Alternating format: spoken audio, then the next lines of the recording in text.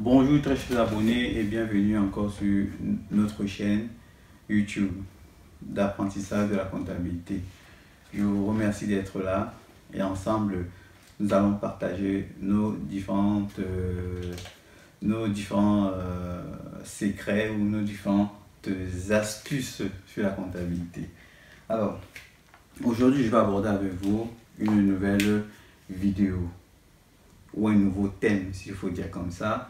Le thème central, évidemment, c'est les opérations de trésorerie. Ça, on a déjà un peu introduit ce thème-là la dernière fois, mais on va aborder un petit point dans ce thème, qui est l'état de rapprochement bancaire.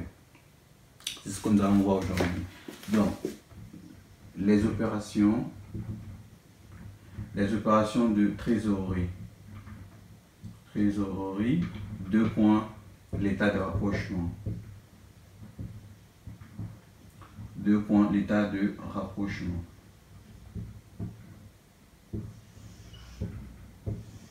Alors, on va pas être trop long là-dessus. On va pas être trop long. On va synthétiser et on va faire des exercices là-dessus. Alors, qu'est-ce que c'est l'état de rapprochement?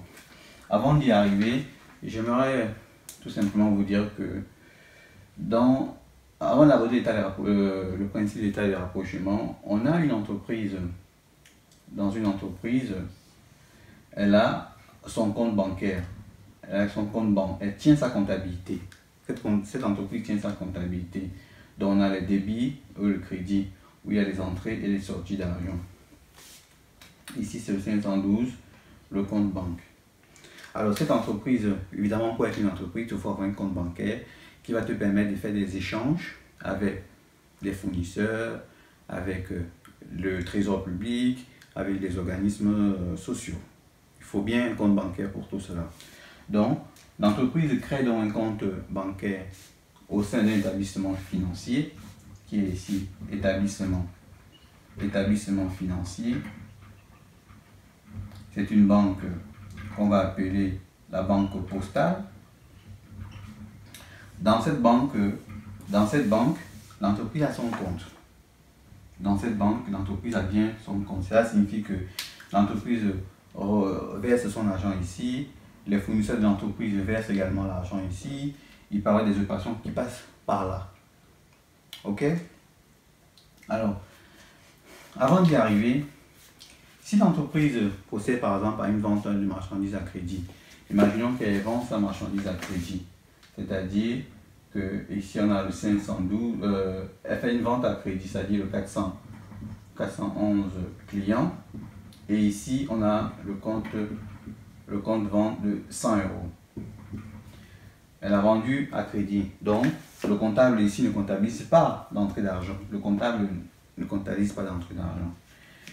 Si le client décide de payer par virement bancaire, ou bien le client paye par virement bancaire, les 100 euros vont se retrouver directement sur le compte de l'entreprise. Mais ici, l'information ne sera pas, le comptable n'aura pas l'information. On est d'accord? Le comptable n'aura pas cette information.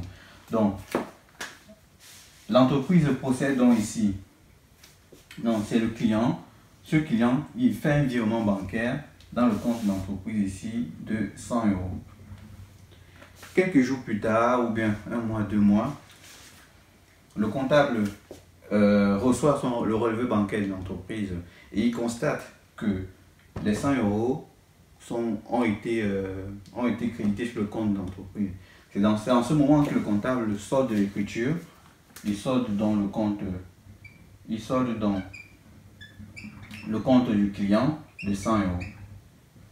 Vous voyez? Donc on voit ici que le compte client il est soldé de 100 euros. Le client ne doit plus rien. Mais ça, c'est quelques jours plus tard qu'il a passé cette écriture.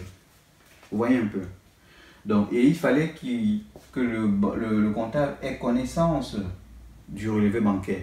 Il fallait que l'établissement financier envoie le relevé bancaire à l'entreprise ou au comptable. Et le comptable, c'est en ce moment que le comptable saura que le client tel a payé sa dette. Et par conséquent, son compte doit être soldé. Donc, quand il solde comme ça, ça veut dire qu'on a ici une entrée de 100 euros au débit. C'est ça. C'est ça, qui est au débit. Voilà. Vous voyez que si l'établissement financier n'avait pas envoyé le relevé bancaire, le comptable ne pouvait pas comptabiliser cette opération. Je prends un deuxième exemple. Un deuxième exemple, c'est que lorsque vous avez une banque dans un établissement de crédit, il faut bien payer les frais de tenue de compte, d'entretien de compte, les ajouts et tout ça. Alors, ces frais sont prélevés automatiquement par la banque. Donc, imaginons qu'on a prélevé 5 euros dans le compte de l'entreprise. Le banquier, il a prélevé 5 euros dans le compte d'entreprise.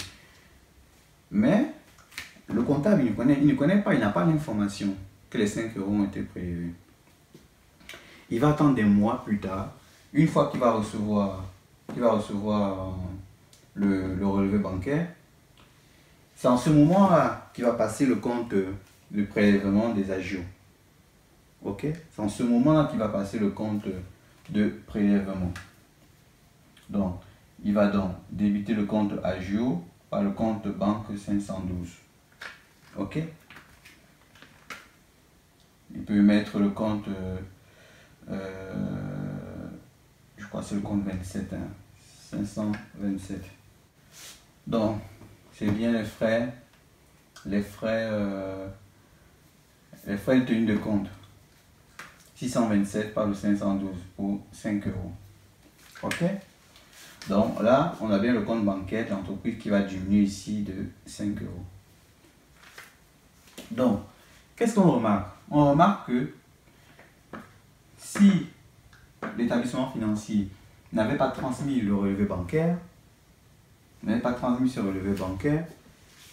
le comptable n'aura pas connaissance de cette transaction qui a été passée. Ok? De même, qu'est-ce qu'on peut encore prendre comme exemple? De même, on a dit que le virement bancaire, c'est ça, les ajouts, c'est ça. Voilà. Donc, le but de l'état de rapprochement, c'est quoi alors? On voit donc que, qu'est-ce qu'on voit? On voit donc que certaines opérations peuvent être comptabilisées. Certaines opérations peuvent être comptabilisées par la banque sans être comptabilisées par le comptable de l'entreprise. Comme certaines opérations peuvent être comptabilisées par le comptable de l'entreprise sans être comptabilisées par la banque. Ok? Je prends un exemple d'opération qui peut être comptabilisée ici. Par exemple, l'entreprise achète une marchandise à un grossiste par chèque bancaire. Elle achète la marchandise par chèque, elle débite directement le compte chèque pour, on va dire 20 euros. Ok? Ce qui signifie que le compte banque de l'entreprise diminue ici là de 20 euros. Ok? Mais ce chèque n'a pas encore été encaissé par le grossiste. Le grossiste ne s'est pas présenté auprès de la banque. Le grossiste peut ne pas se présenter dans les délais. C'est-à-dire, il va se présenter parce que le chèque, il y a, je crois, c'est un an, je ne sais pas moi, un mois ou 2 mois. Pardon. 1 an ou 2 mois pour se périmer, on va dire, entre parenthèses. Il peut attendre 6 mois, 7 mois, 8 mois avant d'aller encaisser son chèque. Le grossiste n'est pas obligé d'encaisser son chèque tout de suite. Donc, vous voyez donc qu'il y a cette opération qui a été comptabilisée par la banque, par le comptable de l'entreprise, mais qui ne figure pas ici. Il ne figure pas ici tout simplement parce que le grossiste n'a pas encore présenté ce chèque à la banque. C'est pour ça qu'il ne figure pas là. Alors, à quoi sert donc l'état de rapprochement? Dans ce cas, à quoi sert donc l'état de rapprochement?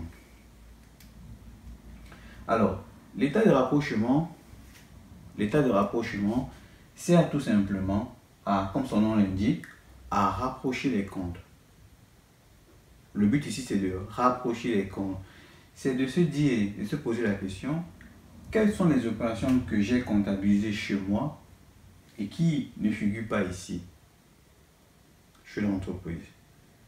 Et quelles sont les opérations que l'établissement financier a comptabilisées et qui ne figurent pas ici? La comptabilité de l'établissement financier est la base de sa comptabilité, c'est quoi? C'est la finalité, je veux dire, c'est le relevé bancaire. Le relevé bancaire. Donc, pour se poser cette question, il faudrait que j'ai ce relevé bancaire en ma possession. Il faudrait que j'ai ce relevé bancaire en ma possession afin de déterminer quelles sont les opérations que moi j'ai comptabilisées et que la banque n'a pas comptabilisées. Et inversement, quelles sont les opérations que la banque a comptabilisées et que moi je n'ai pas comptabilisées. C'est ça l'état de rapprochement. Donc, définition. L'état de rapprochement bancaire est un document dans lequel l'entreprise, établi par l'entreprise, c'est un document établi par l'entreprise dans lequel l'entreprise rapproche les deux comptabilités afin de tomber sur un solde identique, afin d'avoir le bon solde. Ok? Voilà. L'état de rapprochement, il est dessiné ainsi. Si vous voulez, il est représenté ainsi. Ici, vous avez le compte de l'entreprise, le compte banque au sein de l'entreprise, je vais dire ça comme ça. Compte banque au sein de l'entreprise. Au sein de l'entreprise, c'est le compte 512. Et vous avez ici le relevé bancaire, qui est la comptabilité du banquier, égale à la comptabilité du banquier. Voilà.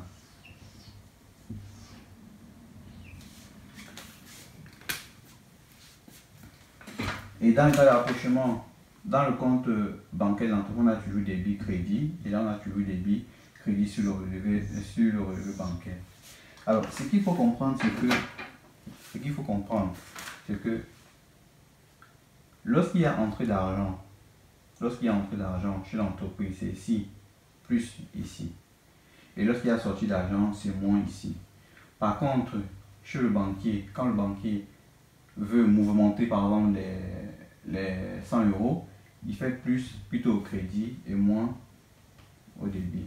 Donc, autrement dit, ce compte-là, cette colonne-là fonctionne avec cette colonne-ci. Et cette colonne-ci fonctionne avec cette colonne-ci. Voilà. Il faut bien retenir ce petit graphique-là, c'est très important, ce que je vais vous dire après. Donc, voilà. Donc, ce qui signifie quoi? Ce qui signifie que lorsqu'il y a une entrée d'argent ici, on la retrouve ici. Et lorsqu'il y a une sortie d'argent ici, on doit la retrouver ici. Ok. Donc, autrement dit, je vais dire autrement. Disons autre chose.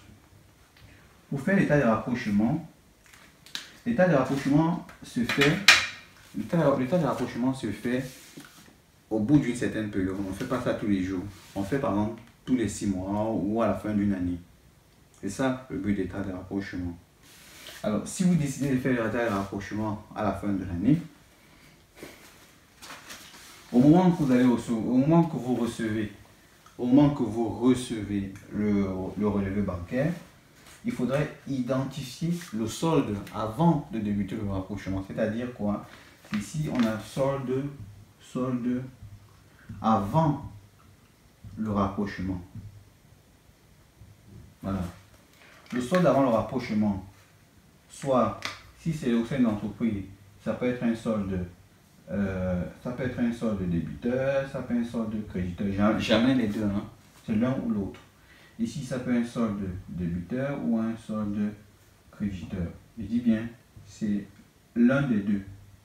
Jamais les deux en même temps. Ok? C'est l'un ou l'autre. C'est-à-dire qu'avant le rapprochement, dès que vous avez votre relevé bancaire comme ça, quand vous regardez, sur le rapprochement va se faire au 31 décembre. Quand vous regardez la comptabilité, votre comptabilité, quel est le solde au moment où vous avez votre compte. Hein, quel est votre solde avant de procéder au rapprochement. Ok. Le solde, c'est le dernier, bon, c'est la différence entre le débit et le crédit, on va dire ça. Au moment où vous voulez procéder au rapprochement, c'est au moment où vous voulez procéder au rapprochement. Ça fait un solde débiteur, ça fait un solde créditeur, ça fait un solde débiteur. Ici, c'est sur le relevé bancaire. Il faut regarder sur le relevé bancaire. Vous prenez le relevé bancaire comme ça, vous regardez juste en bas, au pied de la page, la dernière page, le solde soit un solde débiteur ou un solde créditeur. Vous allez voir. Alors, maintenant, ici, ici, par la suite, on va comptabiliser les mouvements. Je vous ai dit, l'état de rapprochement, c'était quoi? C'était de comptabiliser les mouvements, de rapprocher les mouvements qui ont été comptabilisés, qui n'ont pas été comptabilisés d'un côté, mais comptabilisés de l'autre côté. Alors, comment vous sauriez? Par exemple, la petite flèche, la grande flèche que j'ai faite là, la grande flèche là, je comptabilise ici. C'est la flèche là qui m'indique les flèches que j'ai fait là. Qu'est-ce que je comptabilise ici? Parce que l'état de rapprochement, le but c'est de faire l'état de rapprochement et de comptabiliser après. Parce que lorsqu'on fait l'état de rapprochement, on a connaissance, l'état de rapprochement nous informe des informations que nous n'avions pas. C'est ça le but de l'état de rapprochement.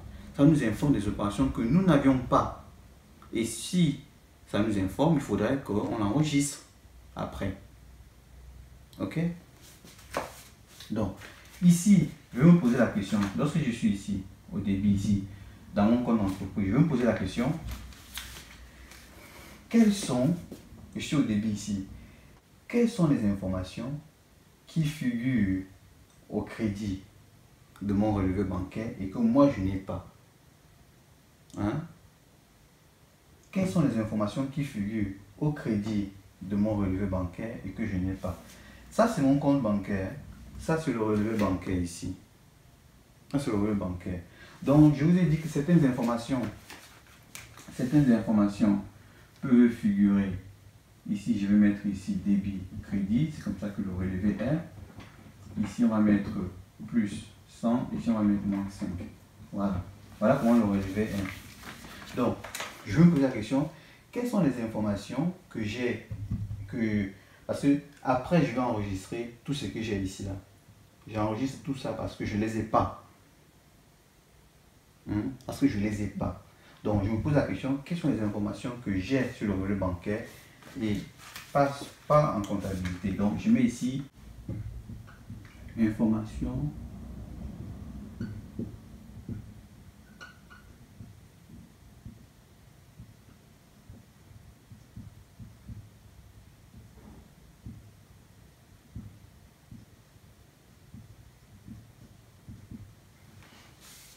Information qui figure au crédit du relevé bancaire, on va mettre ça comme ça, du relevé de compte bancaire, mais pas en comptabilité.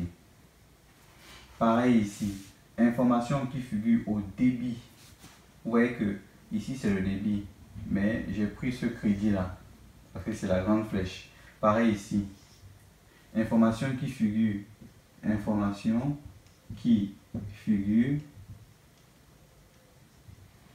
au débit du relevé de compte bancaire, mais pas en comptabilité. Voilà.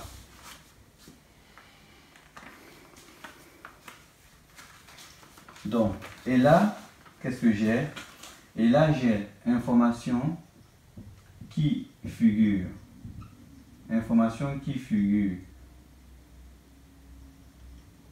au crédit du compte banque, du compte 512 de l'entreprise,